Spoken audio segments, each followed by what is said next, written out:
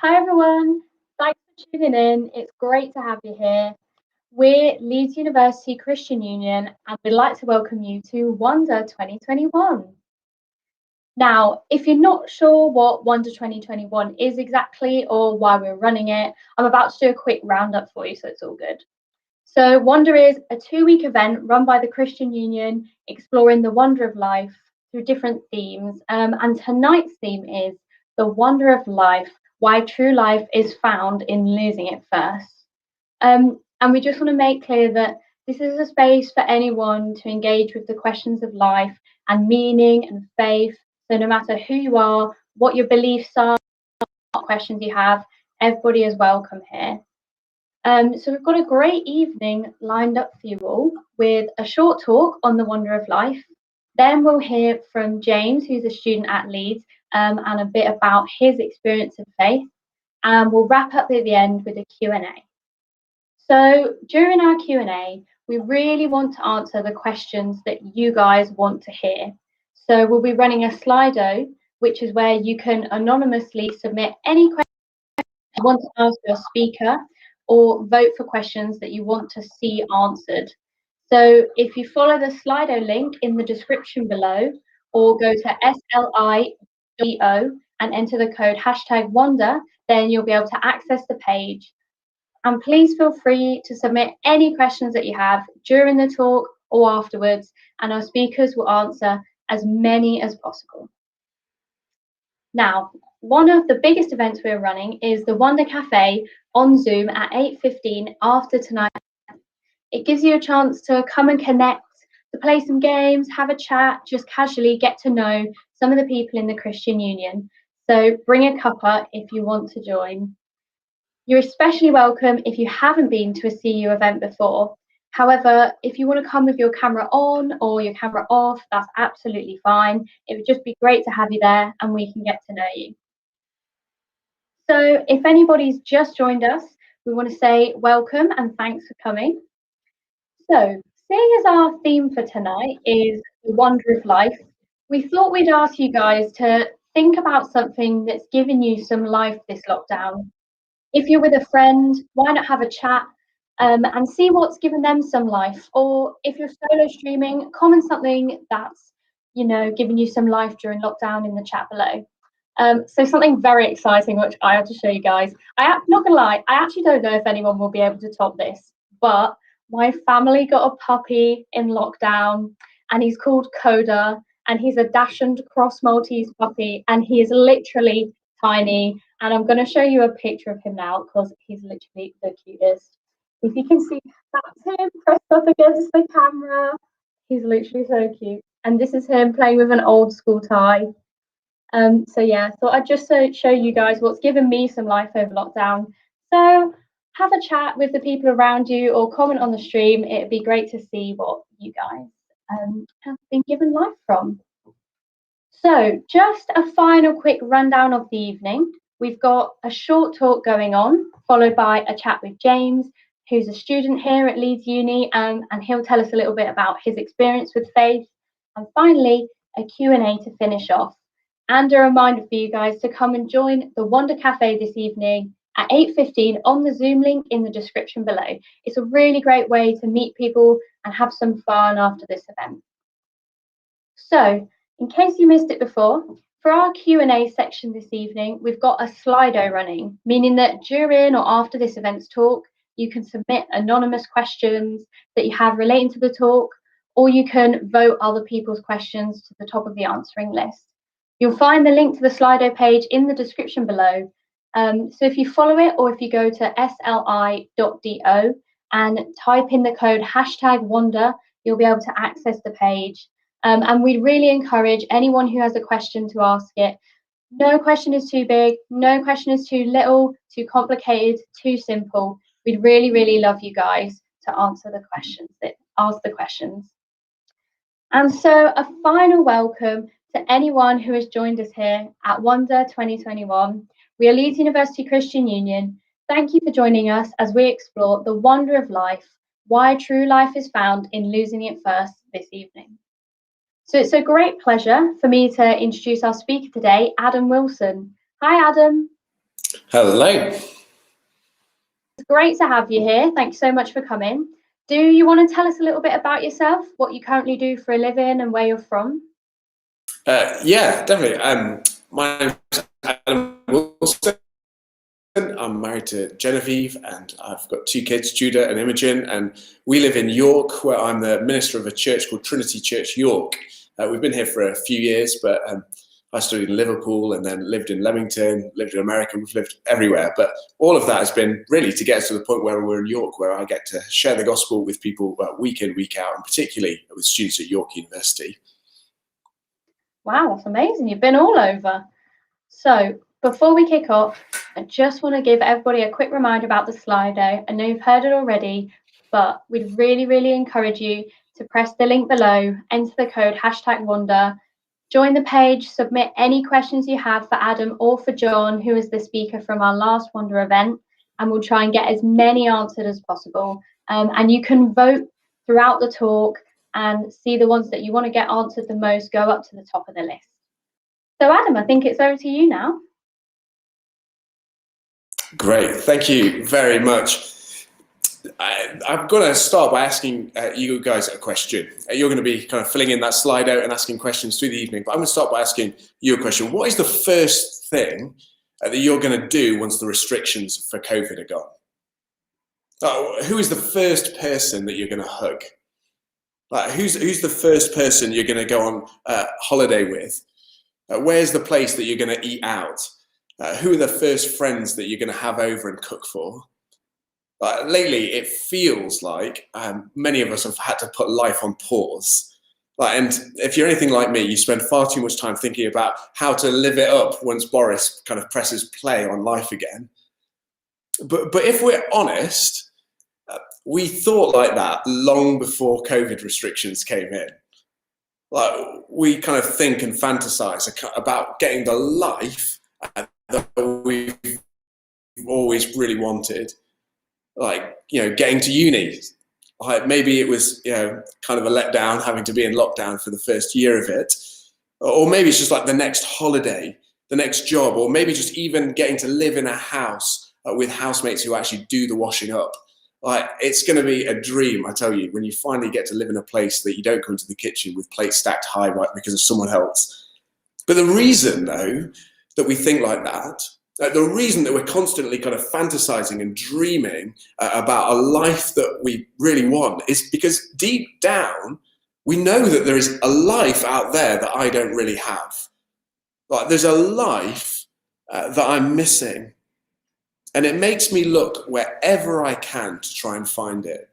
You might find yourself scrolling through Twitter and Instagram and Snapchat. You might be flicking through magazines or just surfing the internet, watching TV. All of these things are kind of a little window onto the life that I really want.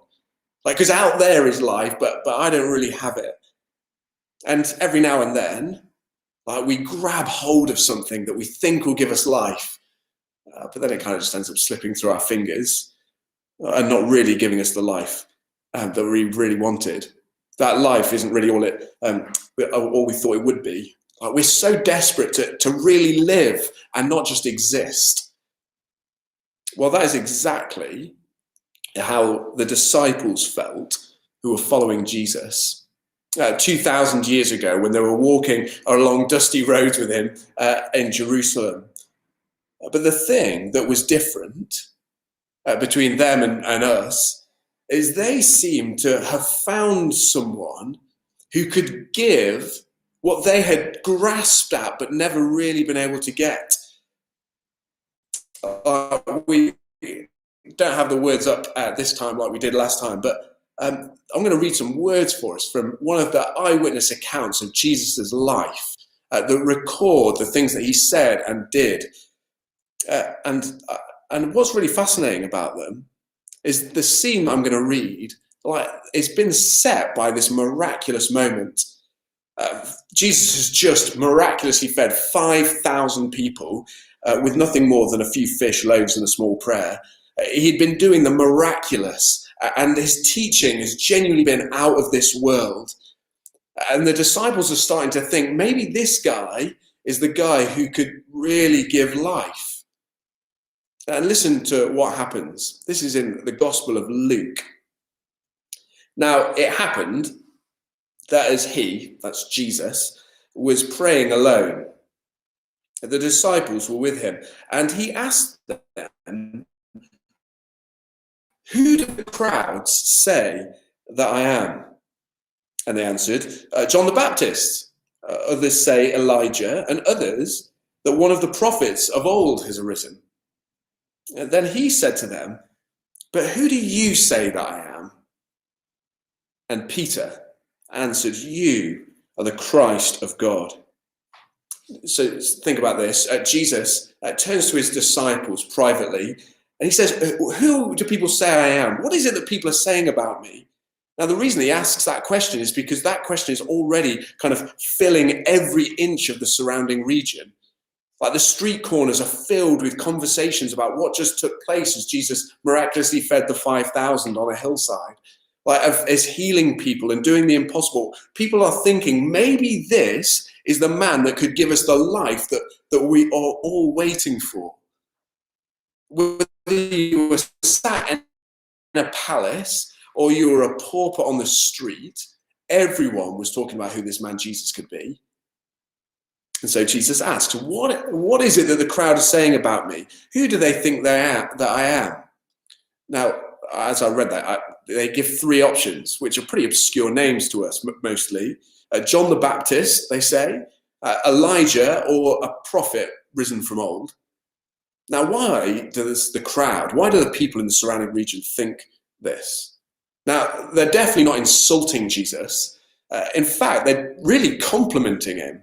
You know, these three options are essentially the best people they could think of. Like these three men in the past have done spectacular things. They're some of the best candidates that could possibly be considered for who Jesus really is. It's like, seeing someone paint and with no hint of sarcasm going, like, "Are you Picasso?" Like, because what you've done is just so amazing. Or like watching, some kid play basketball in the park and going, like, "Is that actually Michael Jordan?" Like, it's the best person they could possibly think of at that thing. Jesus is doing the impossible, and they can't believe it. But despite picking these great men that the crowd say that Jesus is, despite the greatness of this man, no matter how much of a compliment they think they're paying to Jesus, they've missed the mark. It's like, genuinely, it's like bumping into Ellie Goulding and going, "Oh, isn't that you from the shampoo advert?" Completely misunderstanding what she's really famous for. Or saying, "Aren't you Usain Bolt, the guy from that internet advert?" Like, no, he's the fastest man on the planet. They've completely missed the mark. Well, it's funny, isn't it? How many opinions there are about who Jesus is. And how many opinions that you'll find at Leeds Uni. Like, some will say things that are really complimentary about Jesus. He's the best person that ever lived, and we should really follow his example. He was an amazing man and who was so spiritual, and he can really teach us a lot. Some will think a lot less of Jesus, I'm sure. But what follows in this account that I'm going to continue reading in a moment, what follows makes it clear that the greatest accolades are not enough until you're able to join your voice with what Peter says when he asks him who he is. Just listen to it again. Jesus says, "Who do you, Peter, say I am?" Not the crowds. "Who do you say I am?" And Peter replies, "You are the Christ of God." Let me translate that phrase for us. You are the one we've been waiting for. You are the one who we've been looking for. You are God's plan to give life to the world. We've been desperate to find it, but here you have revealed it. Even more than that, actually, he's saying, you are God, come in the flesh to rescue and give life to us. The God of life has come to give life to a world that knows it doesn't have it. It's hard to overstate how profound this moment is. Peter is saying out loud one of the most precious things a human being can ever say. Peter is saying, Jesus is God come to the rescue. Jesus is God come to give life to the world.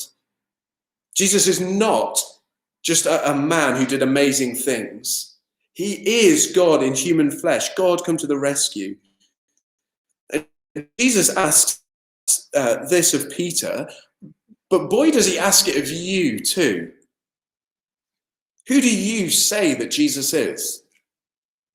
Not who do your parents say he is, not who do your friends say he is, not does your irritating CU friend who keeps inviting you to these live stream events, not what do they say about who Jesus is. Now, who do you say he is? Now, if you don't feel like you know the answer to that question, if you don't feel like you know who Jesus is, if you're not confident about the claim that Jesus is making, that these eyewitness accounts are revealing about who he is, then I really encourage you to look at the evidence for yourself. Like, we've only had a few talks through this past 2 weeks, but there is so much more to say. So I'd really encourage you to read the rest of Luke's gospel, or to maybe read Mark's gospel, or one of the Uncover gospels that the CU is giving out, because in there you will find the eyewitness record of what Jesus said and did. And you really cannot dismiss Jesus if you've never credibly read one of the Gospels as an adult. Like, you need to read it for yourself and see that this is God in the flesh, come to give life to his world. And if you still have questions, then please always ask them. Always ask them. And I'm sure your friends, we will try and answer them later, and I'm sure you've got more. So never be ashamed to keep asking questions. But the Bible makes it really clear that you have got Jesus wrong if you think he's anything less than God in human flesh, come to give life to the world. Peter makes this wonderful confession, but then he says something. Then Jesus says something that's actually really odd. So he says, you are the Christ of God. And Jesus comes back at him, quick as a flash, and says, tell no one. The words in Luke's gospel says he strictly charged them and commanded them to tell no one.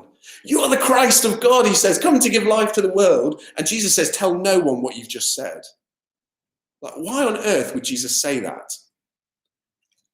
Well, the life that he came to give was not exactly the life that they were expecting. Like, they knew that he was going to bring life, the life that God had promised, but the people of his day were expecting something pretty different. They were expecting him to overthrow the Roman rulers and give them their land back so they could live happily ever after. They thought that he had come just to fill their bellies, like at the feeding of the 5,000 with good food, to give them holidays that the influencers on Instagram have been tempting them with. Like, they thought that he'd come to remove the restrictive government so that they could live their lives how they wanted to.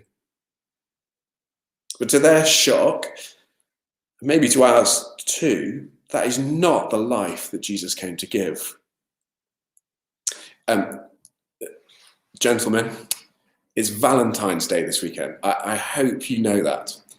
If you have no one to buy flowers for, I urge you, buy them for your mother. She will not be ungrateful.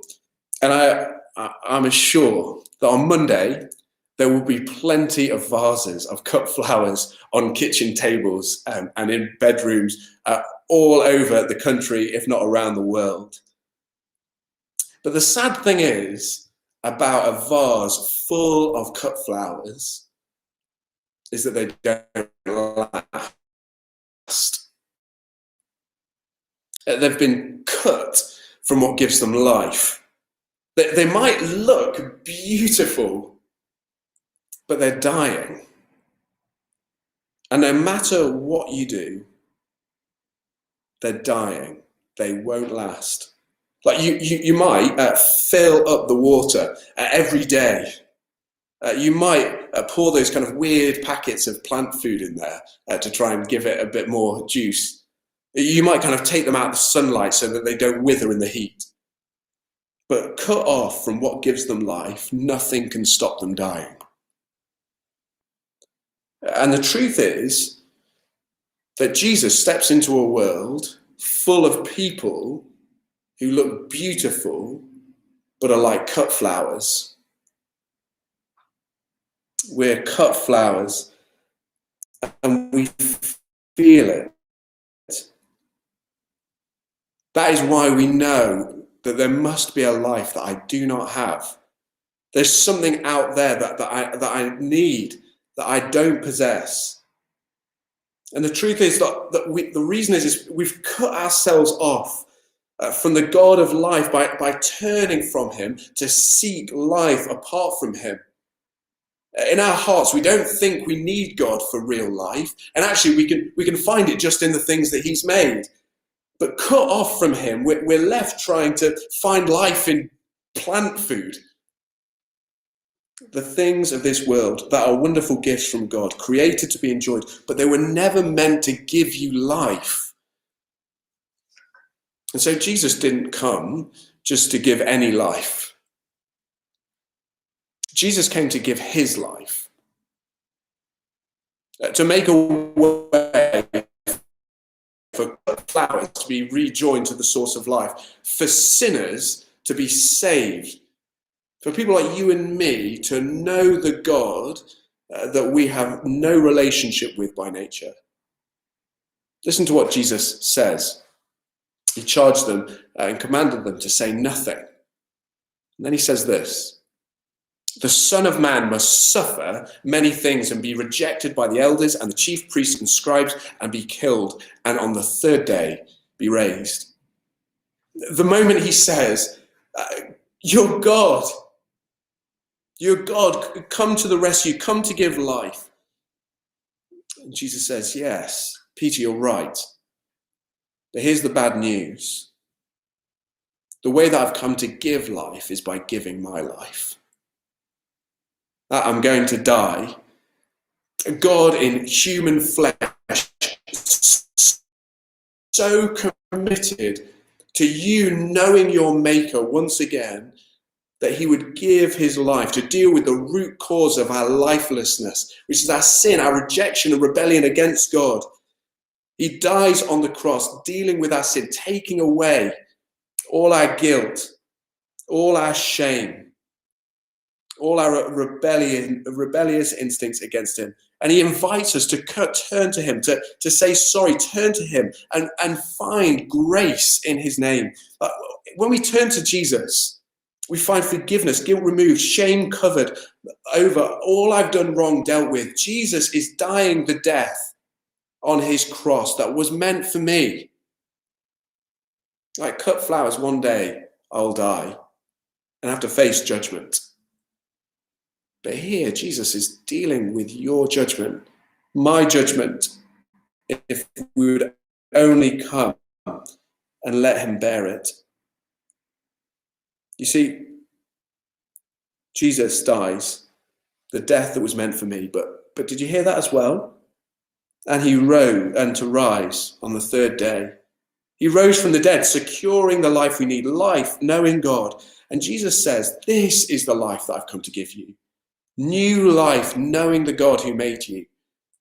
Jesus was not bringing the life that his disciples wanted or the crowds expected. They wanted him to save them from their circumstances. Lift the lockdown. Let us get out, celebrate, and eat, drink, and be merry. They wanted saving from their circumstances out there. But they didn't want their in here dealt with. They wanted their circumstances and not their sins fixed. Out there solved, but not in here saved. And the question is, what do you want Jesus to do for you? Like, lots of us are feeling the sting of living in a world marked by death. And Jesus promises that one day, when he returns, there will be a world where life banishes death in all its forms forever. But in order for us to find a place in that remade world, the world where we get to enjoy the life of God for all eternity, Jesus asks us a question. Jesus asks us a question. Will you give up looking for life in all the places that were never designed to give it, and instead come to the one who has given his life in order that you might live? Will you come to him and receive what only he can give? This is the last bit I'm going to read from this account, because listen to what he says. He just has said that he is going to die and rise in order to give life. And he finishes by saying this. And he said to all, if anyone would come after me, let him deny himself and take up his cross daily and follow me. For whoever would save his life will lose it. But whoever loses his life for my sake will save it. For what does it profit a man if he gains the whole world and loses or forfeits himself? Did you spot there actually? He's been speaking to his disciples, but then there's a change of audience. Jesus moves from speaking to his disciples about what he came to do to speaking to all, the crowd surrounding him. You can just picture him speaking to the disciples, but then he lifts his head and raises his voice to address all those who had gathered that he's been speaking to. And he says, if anyone wants the life that I alone can give, turn away from finding life in things that were never meant to give it and come to me. Come with your sin and your failure. Come with all your burdens and guilt and shame, and let me die the death that they deserve, and let me raise you to new life, knowing the God who made you. If anyone wants the life that I'm going to give my life so that you can receive, then take up your cross and follow me. Give up on the things that you thought would give you life and meaning and purpose and value. Because what good is it to gain everything in this world? What good is it to have degrees and friends? What good is it to be the most popular person that you know and have loads of followers on Instagram? What good is it to have a happily ever after marriage and children? What good is it to have all the world can offer if you lose your life? Come and find life in Jesus. And the question you should be thinking is, is Jesus trustworthy? Can Jesus really deliver? Can Jesus really give the life that I need? Can I trust him to do this? And the answer is an emphatic yes, because not only did he lose his life first so that he could give you life, but just as he promised in the words that we read tonight, he did raise from the dead. He raised from the dead. And the risen Jesus, having died for you, invites you to come and find life in him. Now, that's the end of my talk. But I'm going to pray. We haven't prayed throughout the whole of these last 2 weeks. Partly that was intentional, but it also gets a bit weird for Christians because as Christians, we love to pray because we believe that Jesus is alive and that he hears our prayers. And I'm going to pray a prayer that really Christians pray all the time. We're sorry for looking for life in all the wrong places, that we think that we can live apart from you. But thank you that Jesus has given his life, died the death that I deserve, and has risen so that I can be forgiven. Father, forgive me and help me to live for you. I'm going to pray that prayer, and you feel free. Like maybe you're sat with CU members, maybe you're sat with people who aren't Christians, maybe just for the benefit of other people in the room, just for their sakes. Why don't we all just close our eyes, because that's less awkward for the people who do want to pray. But I'm going to pray a prayer, whether you're a Christian or today, or whether you've been a Christian for ages. Let's all pray together. Our great God, Father, Son, and Holy Spirit, you have made us and you own us. And yet we have run from you. We've cut ourselves off from you, the life-giving God, and have sought life in all the wrong places, thinking life can be found in this world apart from you. And we are sorry. And we pray that you would forgive us, not because we've done anything special, not because we're great, not because we are really sorry, but you'd forgive us because of what Jesus has done. That Jesus has given his life for me so that I can have life knowing you. Father, please forgive me, and I thank you for the life that you give me in Jesus. In his name we pray. Amen. Now, maybe you prayed that for the first time, and if you did, I really would encourage you to chat to other CU members, maybe the person who asked you to come and join the live stream, maybe follow up on the Alpha courses that are being run in, or read Luke's Gospel, but tell someone. That's a really wonderful thing that's happened. Tell someone. And if you didn't pray, but you're still interested, keep asking questions. There is a real life-giving God who stands ready to give you life. Thank you. Thank you so much, Adam. That was brilliant. And we just want to say, as the Christian Union, wherever you're at this evening with your faith, whether you prayed with Adam or not, we'd love for you to keep thinking. And one of the best ways for you to do that is to go back to the original source, the historical biographies of Jesus's life. And if you've never done that before, can I really recommend you do, and also that you do it with a friend, because it's just really good to have that support as you go through that. So we'd love to send you a copy of that for free. And if you go to the link in the YouTube description and order an Uncover Mark, which is Mark's account of Jesus' life from the Bible, it's got some really helpful, thought-provoking questions to consider. And we'd really love for everyone who wants to delve into it. Now, we're going to have a small section where James from our Christian Union will talk to us about his faith. So remember, whilst we're having a chat, why not click on the link and join the Slido? There's still time to submit questions or to upvote any questions that you want to see answered. So now we're going to hear from James, our interviewee. Hi, James. Hey, Hetty. Do you want to just introduce yourself to us, what year you're in and what you're studying? Yeah, sure. So, I'm James. I study economics and mathematics in first year, University of Leeds, and I'm originally from London. Amazing. So let's get into it. This evening's title is about finding true life in following Jesus.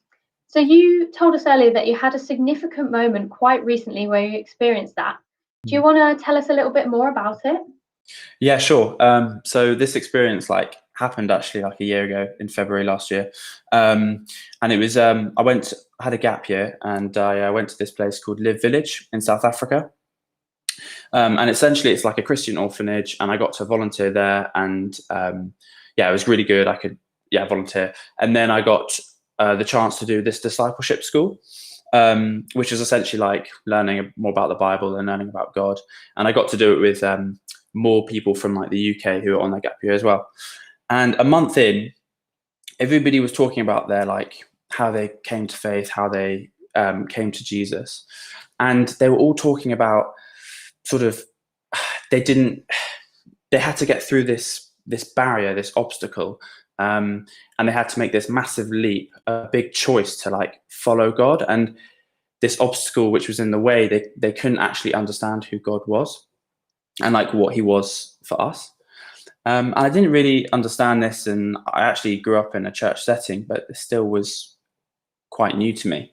So I prayed and I asked God, whatever this thing that's in the way, I give you permission to move it and shift it so that I do actually understand who you are for me, and I do understand the importance and the significance of you and Jesus.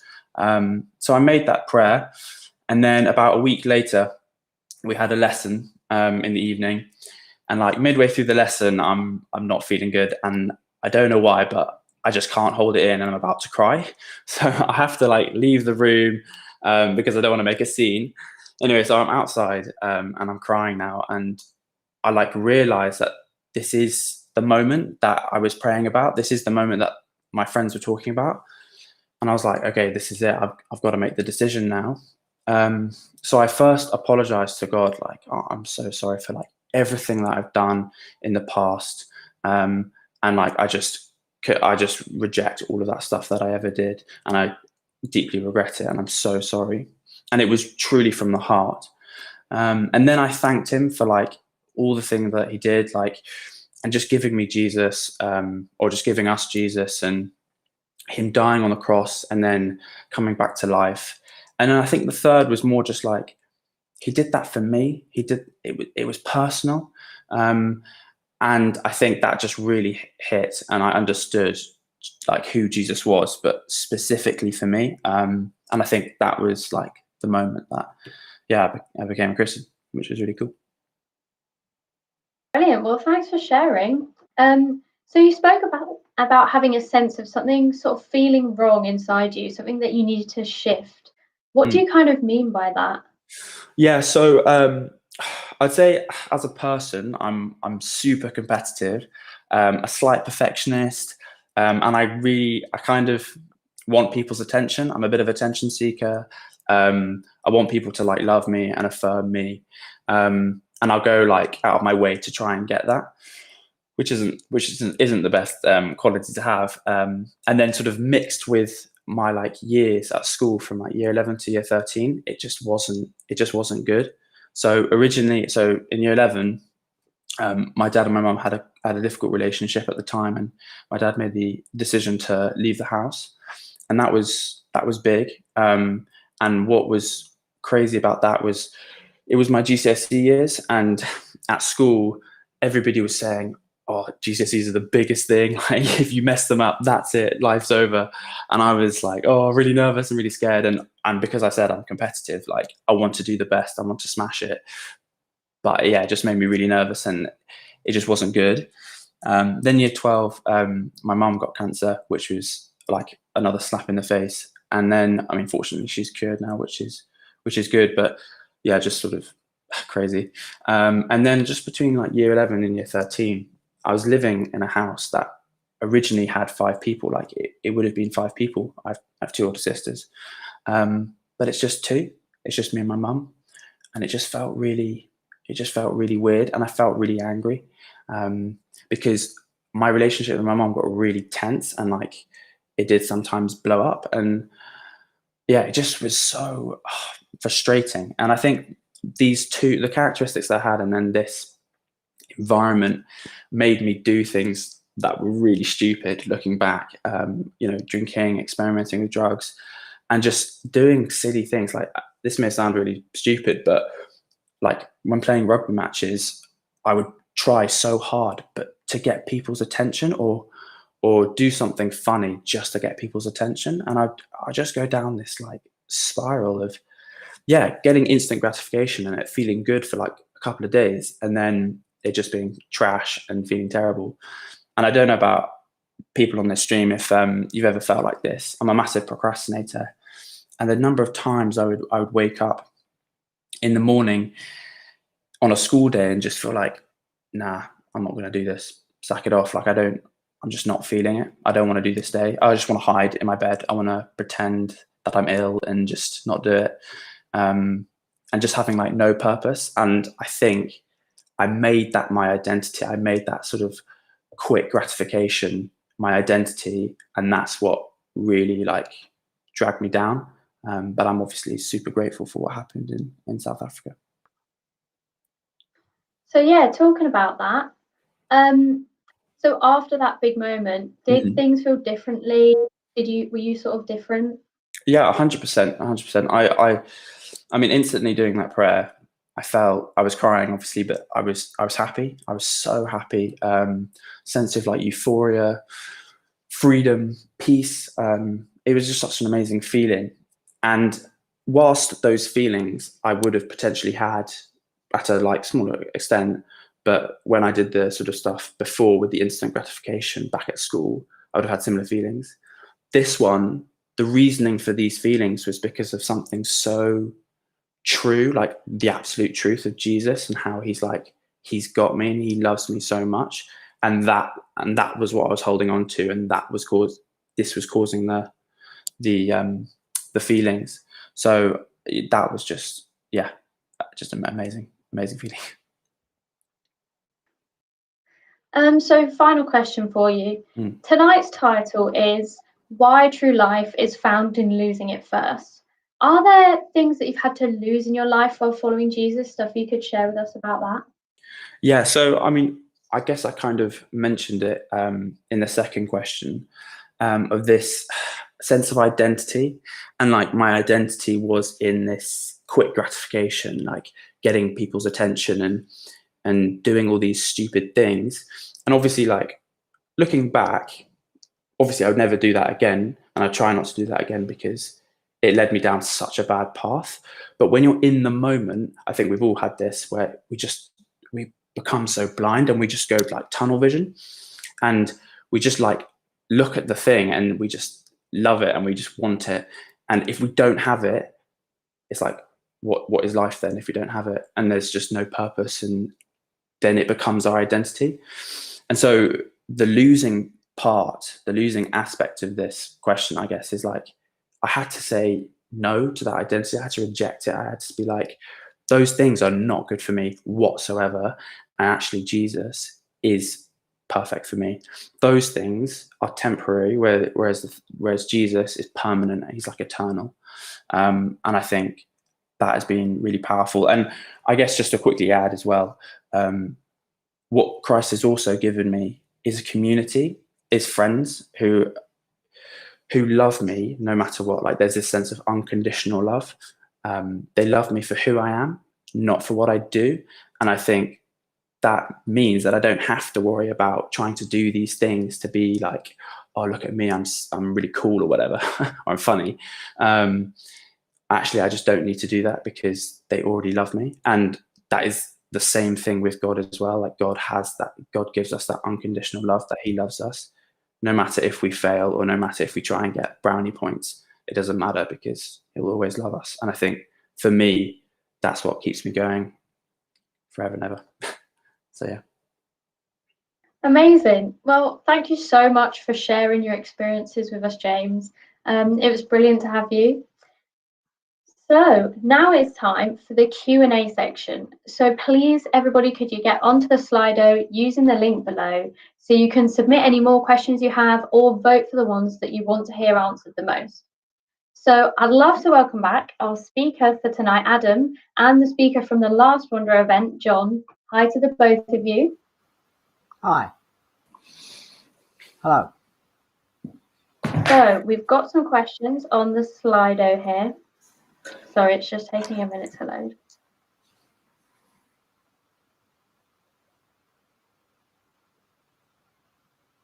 Should we just ask and answer our own questions?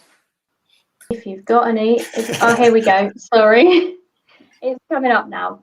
So the top question is, how do you know that Jesus rose from the dead? Right. Very good question. Can I suggest... John, do you want to go first or shall I? I can do, yeah, I go can for do it. that. Okay. Right. How do we know? Right. The question is, it was eyewitnesses who saw that Jesus Christ had risen from the dead. If you look at the books of the New Testament, we don't have the originals, but we do have copies. The oldest copy in the world of any New Testament book is the book of 1 Corinthians.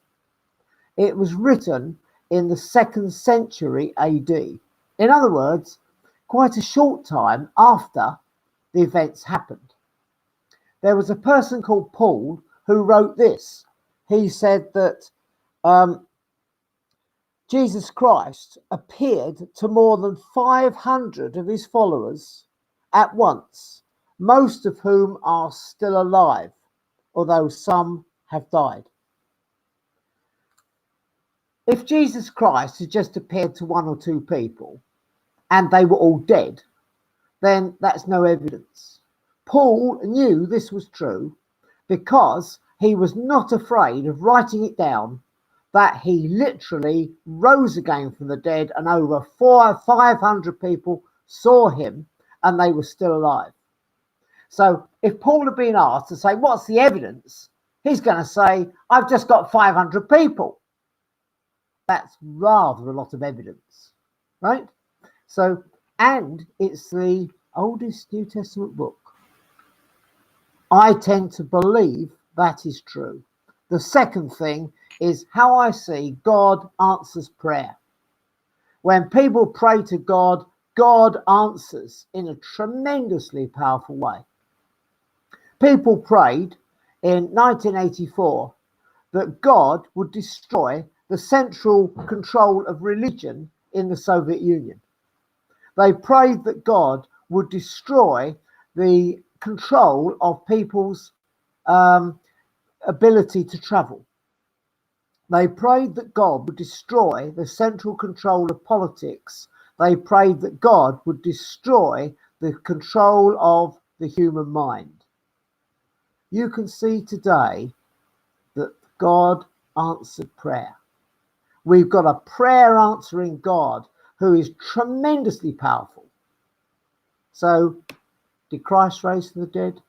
Absolutely he did, because that's the God we're talking about. When what Adam was talking about is God who changes a person's life. You've heard of it in James telling you, and I know God changes life. He changed my life. So I know that Christ rose from the dead because he's real. His spirit is real to me. Yeah, I think it's a really important question, because genuinely, if they dig up the bones of Jesus, where CU is going to pack up and go home, and the church is going to close, and that's it. Because all of this hangs and falls on whether the Jesus really bodily rose from the dead. Because his resurrection vindicates all the claims that he made. Like, he really is who he says he is because he rose from the dead. So it's right that the first thing you're thinking, whoever asked that question, is, how do I know? Well, there is, of course, I'm with you, John. Like, there is the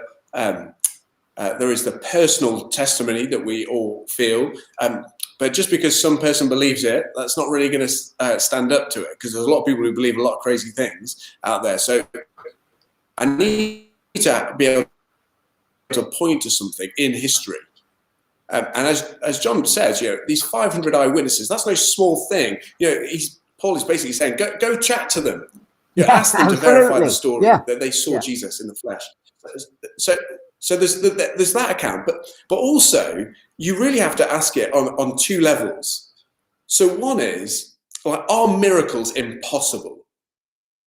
Now, if you think that, then really that's a bold position for you to be in. I mean, even Richard Dawkins has walked back that idea, because that's an impossible assertion. To make. All our laws of science and stuff are simply a description of how the world works. But to say that miracles can't happen is to say that God definitely doesn't exist. Because if God exists, then of course he can do miracles. But just because you can describe the world in scientific terms that you're surrounded by, there's no way that you can disprove that, inside this closed system, that there isn't a God out there who's able to speak and do what he wills in the world. So you can't say that they're absolutely impossible, because you can't say that God's absolutely definitely doesn't exist. So the question is it improbable that Jesus rose from the dead? And the answer is, of course it is improbable. Of course it's improbable, because this is a unique event in history. People don't just rise from the dead. We all recognize that. This is a unique event in history, vindicating the claims of Jesus Christ. But then when you come to actually examining the evidence of what took place that day, when you look at, as John says, the eyewitness accounts, Roman records, Jewish sources as they talk about the event, there is so much external corroboration outside the Bible for this event. It's worth looking at the evidence for yourself. But the Romans, they could have produced the body, if they had taken it, and that would have squashed this whole insurrection in their empire. The Jews who wanted him dead could quite easily have produced the body if it was them. They didn't want Jesus to overturn the Jewish religion. And the disciples, they were cowards. They were terrified that basically what's just happened is their Messiah has been killed, laid in a tomb. They're cowering away in an upper room, terrified for their lives. But then suddenly, and also to say that the tomb is guarded by Roman soldiers. That's no mean feat to get past them and roll a stone away. But the point is, no, the best account of the evidence is that Jesus really rose. And it transformed these disciples that were quivering and shaking in upper room into great evangelists that have taken the gospel around the world. That was a very long answer from both of us, but I think it's important because that's what Christianity hangs and falls on. No, it's good. Thank you for your answers. So Adam, do you want to take the lead on this one? Why did it take him 3 days? Great. That is a really good question. So the whole idea of Jesus died for 3 days is a really simple one in lots of ways. It fulfills Old Testament prophecy. So particularly think of stories that you might have heard when you were a kid in Sunday school about Jonah in the belly of the whale for 3 days. Jesus even talks in his own ministry about the sign of Jonah and that he will be quite literally in Sheol, in the grave, and raised. But the point, what's happening, is a really remarkable one. What happens is on Good Friday, Jesus died. And he rests in the grave on the final day of the week. Now, all through the whole Old Testament, the last day of the week has been the day of rest ever since Genesis 1. On the seventh day, he blessed it and he made man and he told him to rest on it. Exodus 20 in the Jewish law about resting, where Jesus rests truly and fully in the grave. And he wakes up on the first day of a new week, a dawn of a new creation, a new reality, a new humanity to give life. And he says, anyone who wants to come, come and die and find life in me and in the world that I'm bringing. That's what's going on there when Jesus dies on Good Friday, lays in the grave on the day of rest, on the last day of the week, and rises on the first day of a new resurrection morning. Brilliant. And John, do you want to take the lead on this one? Yeah, okay. What would have happened if Jesus did not come back to life? Oh, right. Okay, fine. First of all, Adam and myself would be completely unemployed. I can tell you we wouldn't do anything with Christianity at all. I don't know what Adam would be doing. He said he was into physiology. I don't know. I don't know what I would be doing. I think I'd be an engineer. But Paul, who said this, if Christ has not been raised, then your faith is a delusion and you are still lost in your sins. That's a fact. If Christ had never died, if Christ had never risen, the whole of Christianity is absolute bunkum. Nothing else, right? And also, you would stand before God when you die afterwards in a new body which can never die, and in your spirit, by the way, doesn't die. It leaves the body. It goes to God. You receive a new body. And with that new body, you would stand before God. And the record of everything you've done that's wrong, whether in thought, word or deed, would appear before God. That's what it says in the Bible. You'd have to answer for that. And there is no way whatsoever for you to ever be forgiven for the whole of eternity. That would be the result. Misery forever and ever. Brilliant. Thanks for answering that one. So, Adam, how does God fix our sin? It feels like some sin is just part of who I am. That's a really great question. Here is the most remarkable thing. Jesus does two things for us.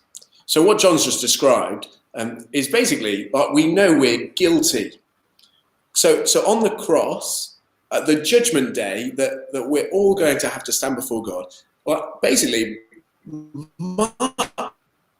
my judgment's already been paid by Jesus. So he takes away all of my sin, my guilt, my shame for what I've committed, all the things I've done.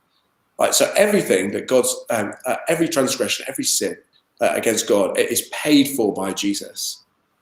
But here's the second thing, and this is the bit that is always most shocking to everyone.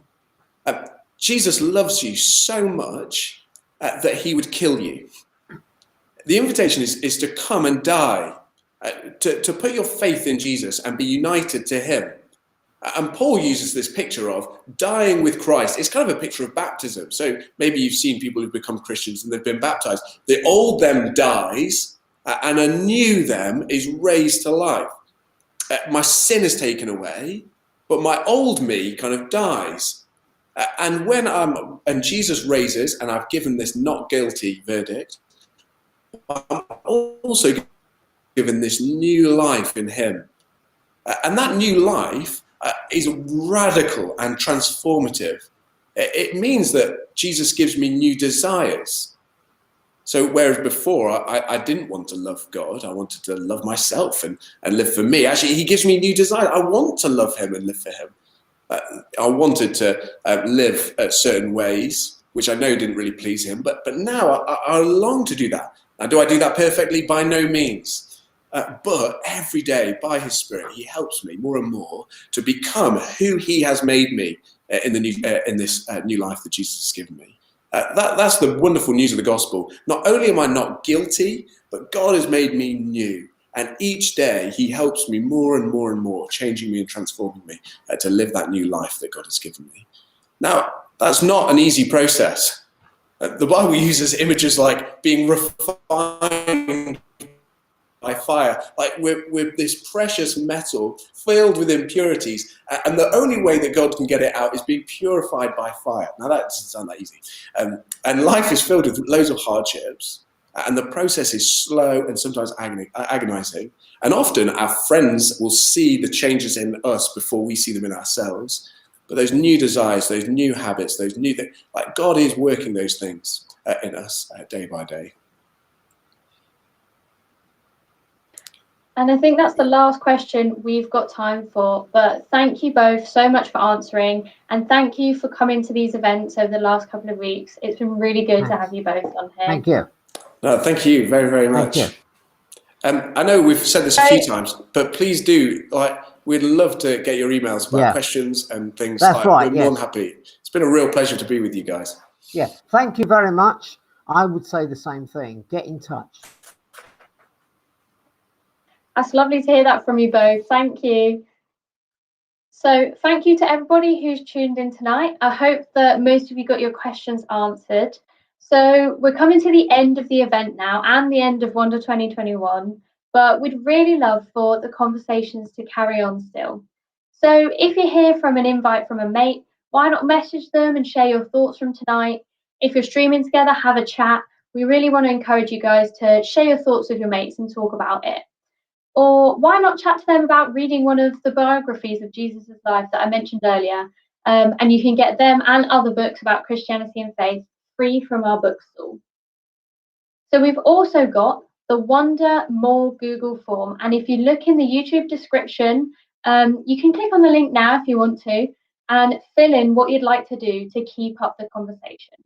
So one of the most exciting options we have right now is an alpha course where in small groups, you get a chance to think more about faith, ask more of your questions about Christianity in a chill community where you can discuss all your opinions and other people's opinions. There's also an opportunity to get in contact with both the speakers, like they've said, if you have any more questions for them. So please do so if you'd like to. And there's other ways on the form as well, which might suit you better. So if you just tick the box you're most interested in, we'll send you more details. So that's the end of our time together. But I really just want to invite you all to the Wonder Cafe, especially if you haven't been to a Christian Union event before. We'd really love to get to know you. It's in 15 minutes on Zoom. Bring a cuppa as it's the cafe, and it'll be a really chill environment to get to know people in smaller groups, play some games, and just have a chat. So don't forget to follow us on our social media at Leeds Uni CU on Instagram and Leeds University Christian Union on Facebook, where you'll find details of other upcoming events and details on how to join the alpha groups as well. So hopefully we'll see you there. Thank you all for joining and have a good rest of your evenings. Bye.